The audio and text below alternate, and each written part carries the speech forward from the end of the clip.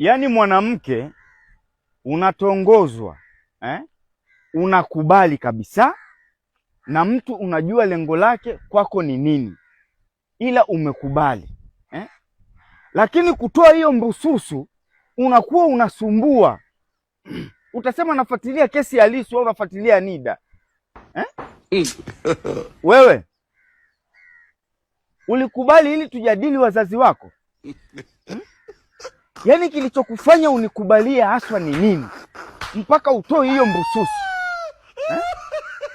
Ulikubali ili niwe nakusifia unavyovaa, au ulikubali ili tusuluhishe kesi ya Irani na Marekani tupate mafuta?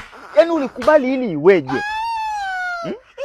Yaani kitendo cha wewe kunikubalia, ulikubali ili tuwe tu tunawasiliana, una mtu wa kuwasiliana, ulikubali? Na nimejieleza kabisa na kuhitaji, ninachokuhitaji ni hiyo mbususu lakini ndio unaingilia huku unatokea huku, lakini umekubali. Haya, kilichokufanya ukubali ni nini? Si bora ukatae mtu ajue moja Mtu mwezi unamsumbua na hiyo mbususu, ushakubali, ukielekea kweli Ulikubaliana ili mimi na wewe tujadili nini? Yaani mimi na wewe tuna biashara gani mpaka ukakubali? Ulikubali kwa sababu gani mpaka unasumbua kutoa hiyo mbususu? Kilichokufanya, kama unaamua kukataa, kataa, mimi nijue moja nimekosa. Haya, unanikubalia. Kilichonifanya nije kwako hunipi. Haya, nilikuja ili tujadili namna ya kufua nguo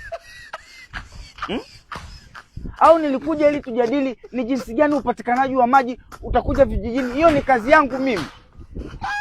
Wewe nani? Ulikubali ili weje? Si bora ungekataa? Na kwa nini ukubali? Kukubali hiyo ukubali hiyo wiki